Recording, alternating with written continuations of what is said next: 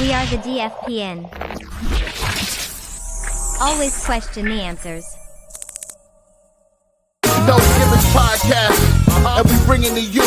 Every time we turn live, man, you know it's the truth. Every after show, moving down, this the time to move around. No Gimmicks podcast is going down. Every night, every time in the ring. This is the time for the No Gimmicks, no, we doing our thing. What's your state of mind, state of mind? Moving down a statement when we take the line. This is exactly wrestling the state design.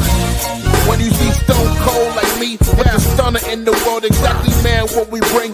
Every night we move like Brock Lesnar, the F5, no gimmicks. We take you to your limit, what's the feeling? When we live in the air, you know we on, it's the time. Guarantee we move, you know how we respond. The state is mine, the state design when we feel it. Moving down, what's the healing? No gimmicks is the feeling. Yo, what is up, people? Welcome back to the No Gimmicks podcast here on the DFPN, and we have a review for you guys today. We were privy to some information that we were going to be able to go to TNA Genesis, landmark pay-per-view in the history of wrestling, landmark pay-per-view in the history of TNA. Very much a lot of history going on with this company.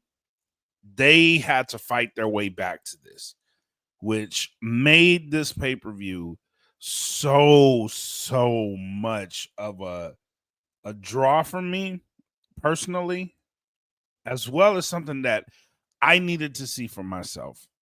The allure of this pay-per-view alone was enough for me to get a ticket. Now, for anybody who's been under a rock, the WWE announced a couple of days before this pay-per-view that there was going to be a working relationship, a partnership with TNA and WWE. A lot of people wondered what that was going to look like, what that was going to feel like. And let me just break this down for you. It was amazing. But let's get into it. Let's break down this TNA Genesis pay-per-view. Awesome show. Let's break it down.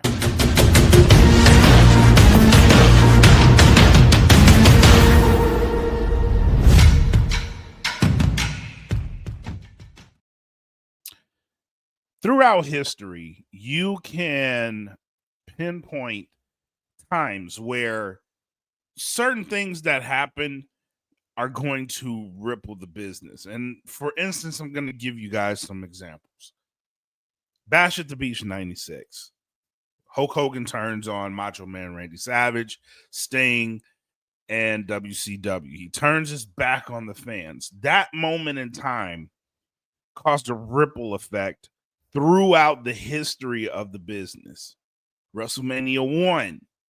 No one has ever seen something like this on a scale this big, where it meant something so big. That one event changed the landscape of the industry. Yeah, you have stuff like Starrcade, and they were doing stuff like this before that, but that first WrestleMania changed the landscape of professional wrestling. All In 2018, another event that changed the landscape of professional wrestling. You can go back to these events and look at where we are now as wrestling fans and the industry as a whole, and you can look at these events and say they have caused ripples in the industry. They've impacted the industry. You know where you were when some of these events happened.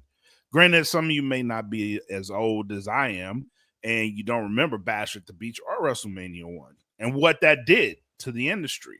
But you can remember an All In 2018 and what that did to the industry and how that brought out a new company. You can also look back at this pay-per-view and say this is going to be a moment in time that is going to be remembered for a long time. This is going to cause ripples. For the first time in a very long time, since they left the NWA, the WWE decided to operate outside of its bubble for the first time in, I want to say, nearly 60 years, that they've operated on a scale outside of their bubble with another company on their pay-per-view. We haven't seen this. A lot of people, this is a first in our lifetimes for a lot of people. We've never seen this happen. The result of this pay-per-view is I want to see more of it. I definitely want to see more of it. So let's get into it. We got our first surprise of the night. On the pre-show, hosted by Busted Open. These guys, great pre-show. They hyped it up all week on Busted Open. If you listen, they hyped up the show. They did a very magnificent job. But at the very end, what we got was Ariana Grace coming out from NXT. She is sort of a liaison between NXT and TNA. She calls herself that, Miss NXT TNA, right? Not really that much of a surprise, but that was an indicator that something was going to happen. They put us on edge immediately. The fruition of this deal was going to be playing out right in front of your face the entire night. Though we didn't know it, it was going to be playing out the entire night. So we get Ariana Grace, and then after that, right after that, we get Ashanti Theodonis. And he comes out, lays out an open challenge. Jake Something accepts this challenge. And in this match is where we get our kind of a second surprise. Jake Something beats Ashanti Theodonis. Beats him clean. 1, 2, 3. And this was an indicator that this wasn't going to be a one-sided relationship. What a great way to send that type of message. It's not going to be a one-sided relationship. WWE is not coming in here to take over. You can still be the company that you want to be. You've built your road. You paved your path. We're just here to boost you along. That's the message I got from watching that match. Great match, great back and forth. It was awesome. And it set the tone for the night because it was a surprise after surprise after surprise. And now you don't know who's coming. We get into the next match. Leon Slater, fire theme music. Shout out to Montezi.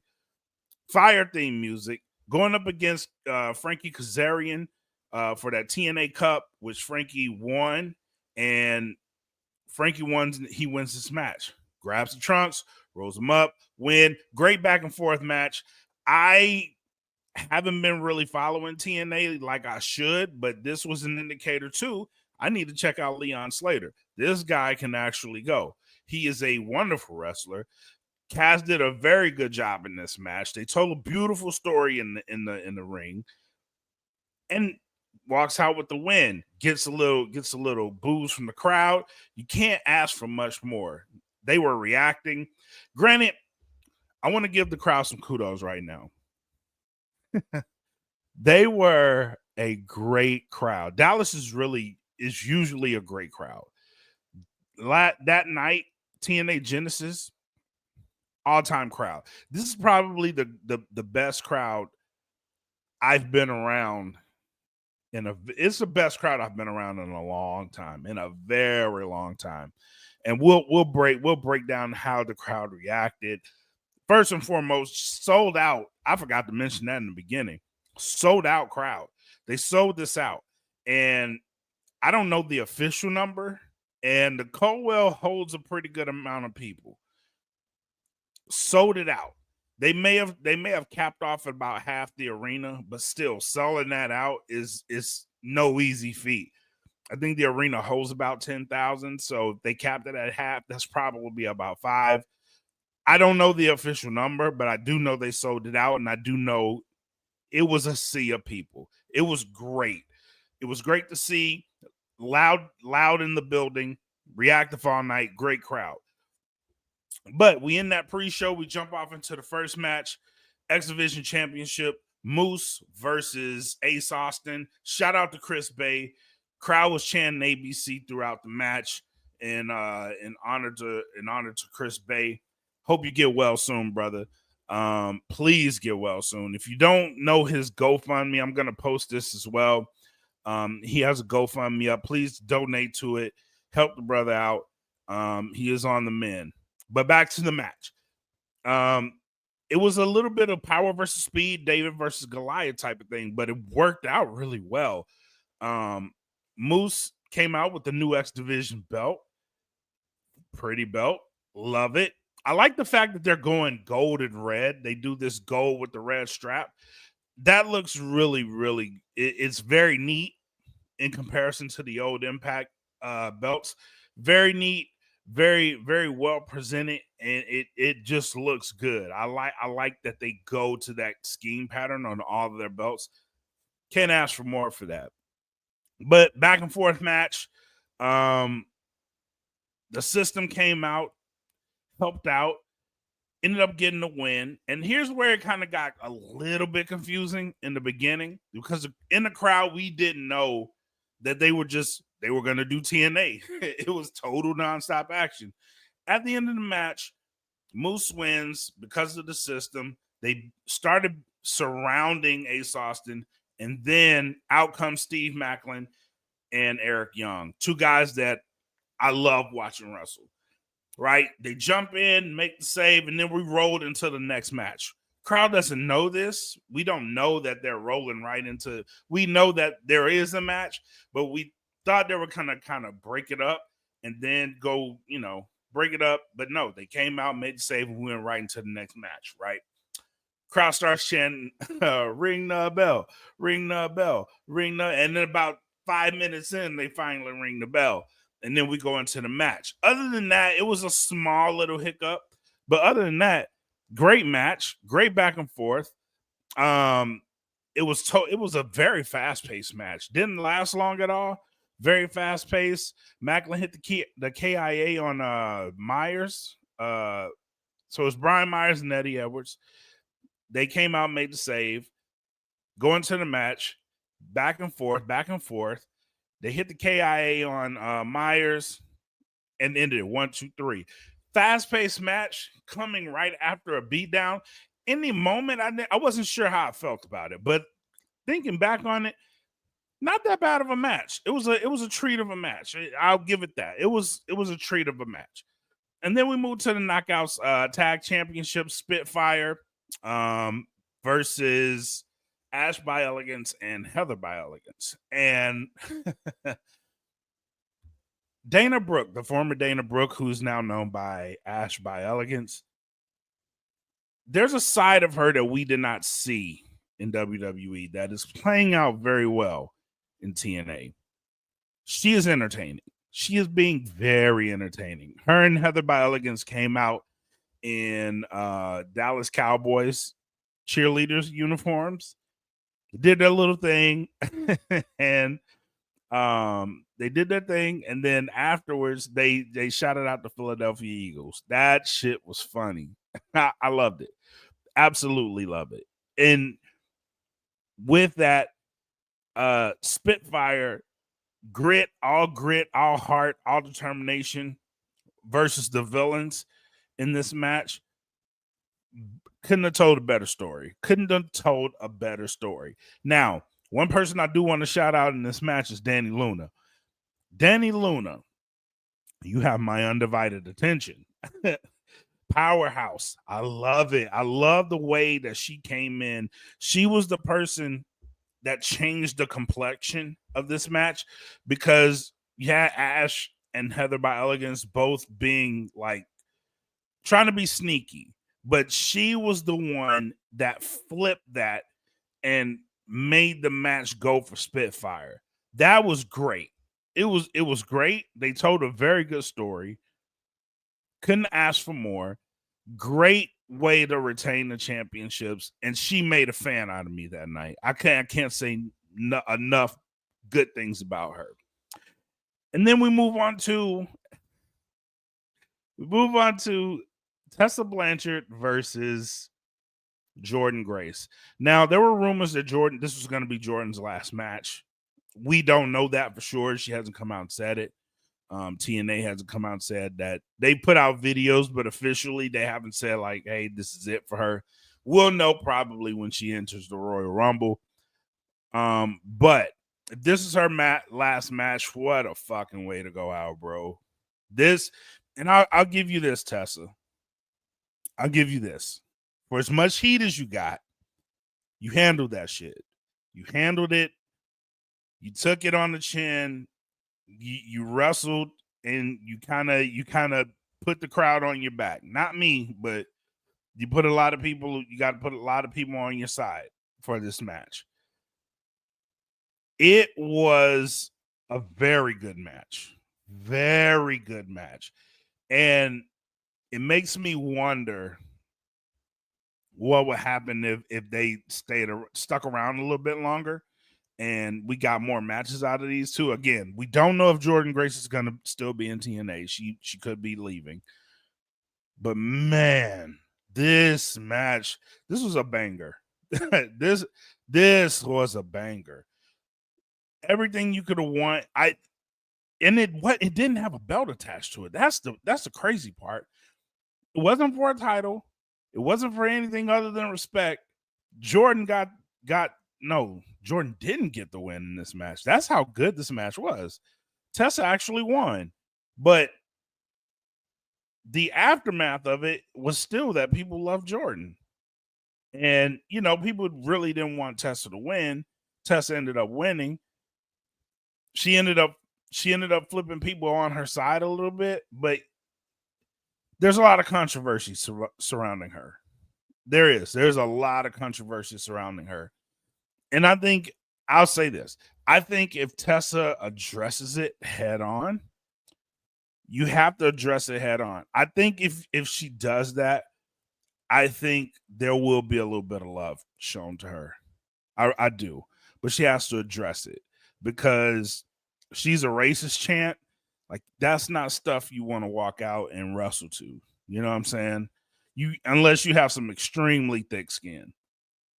Like, that stuff you don't want to hear. You don't want to hear this in every town. Fuck Tessa Blanchard. And this is Dallas.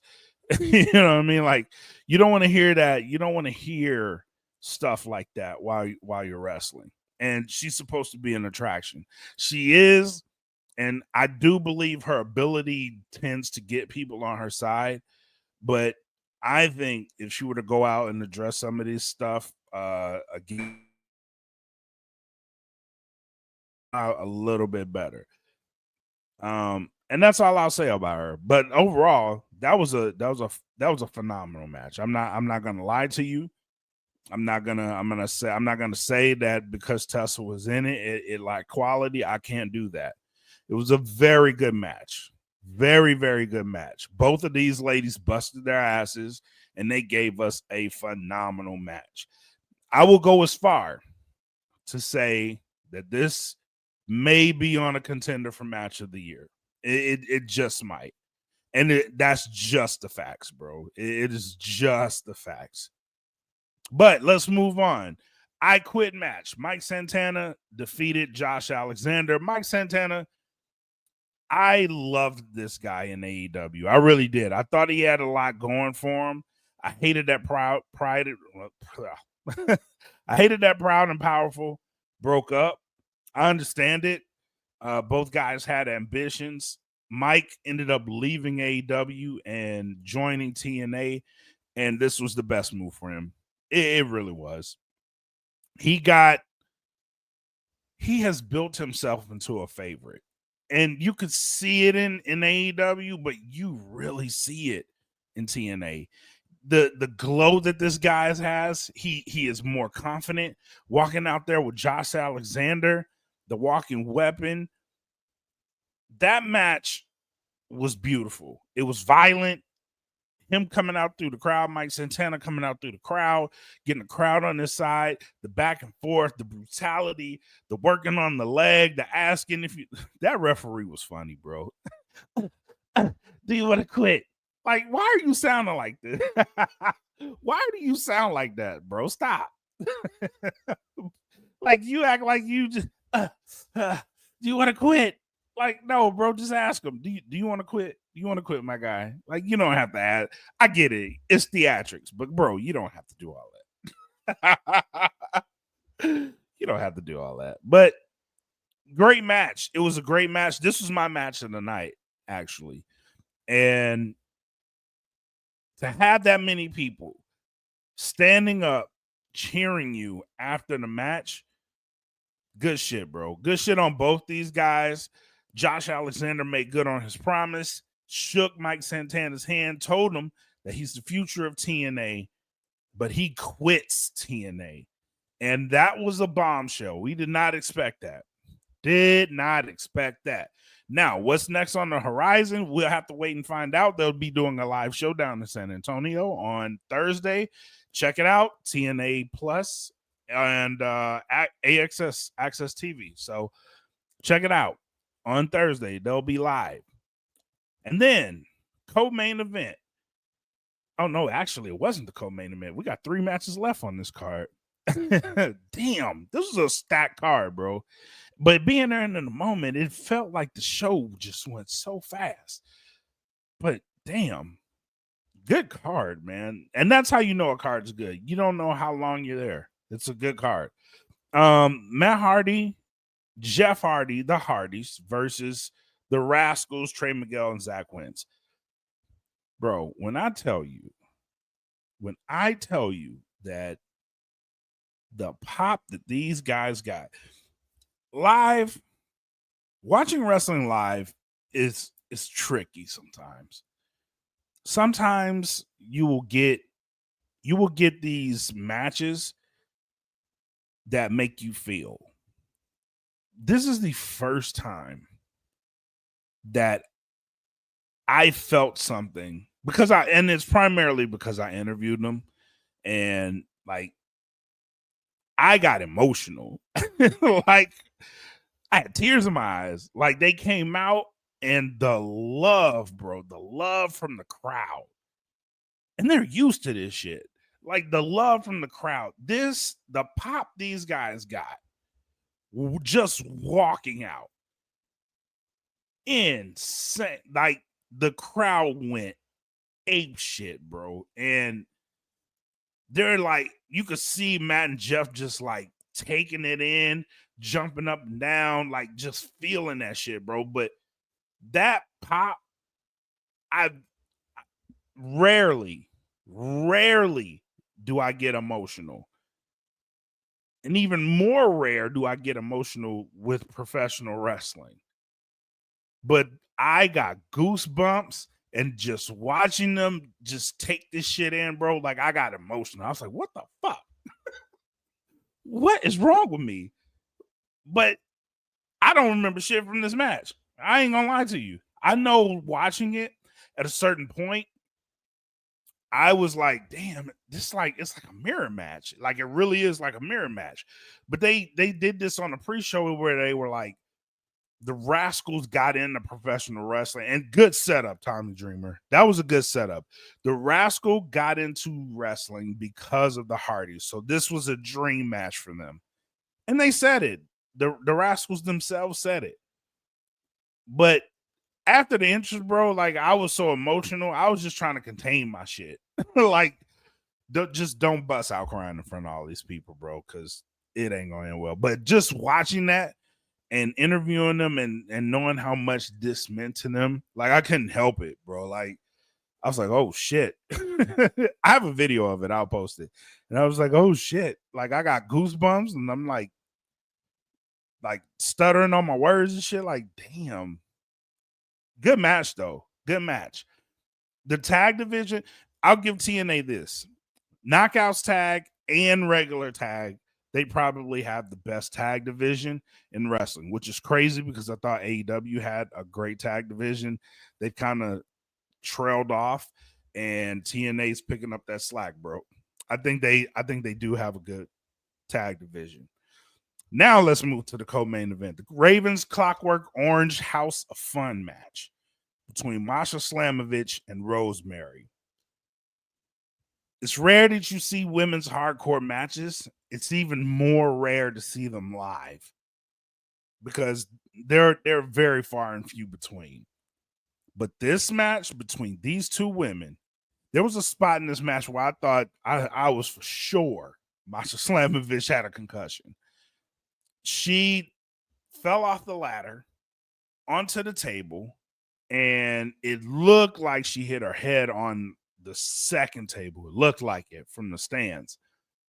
And then we didn't see her for like 3 minutes. I was like, damn, this is it. this is it. She's done. She gets back up, bro. And then they finish the match. Barbed wire, tables, staples, nail driven bats. Like this shit was crazy, bro. It was crazy. I sound like Vince Russo. I don't know why. It was crazy. It was a very, very good match.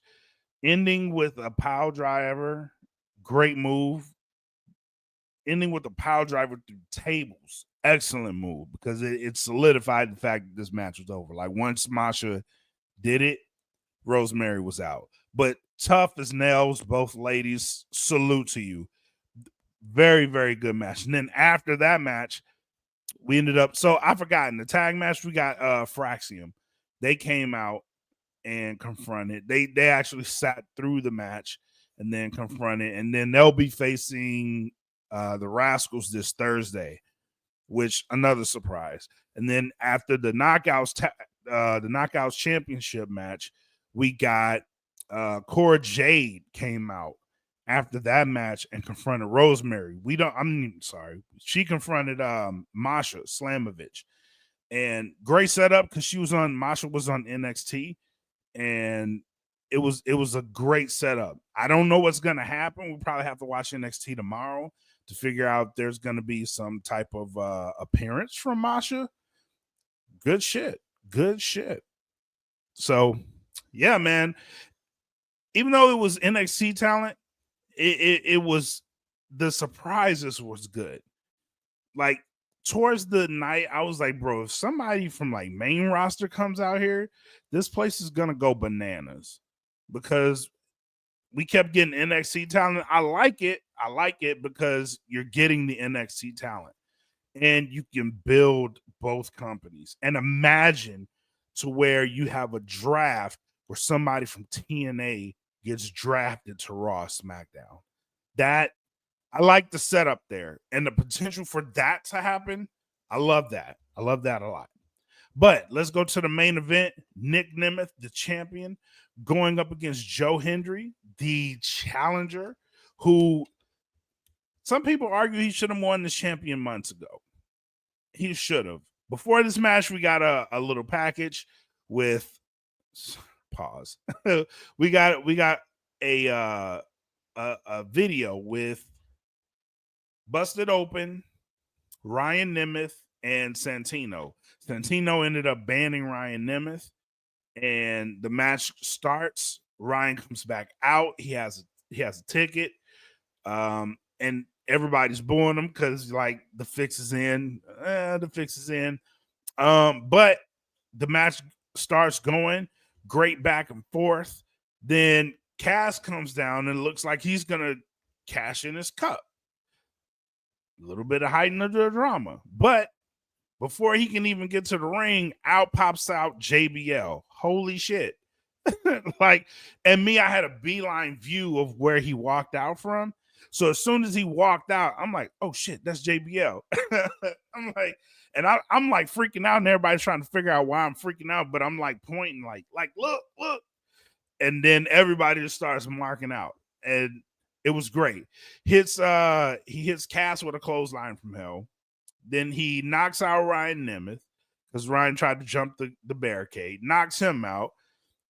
And then we go into this back and forth. Ultimately, the standing ovation gets hit from Joe Hendry. And then we get a 1, 2, 3. New champion TNA. Joe Hendry is your guy.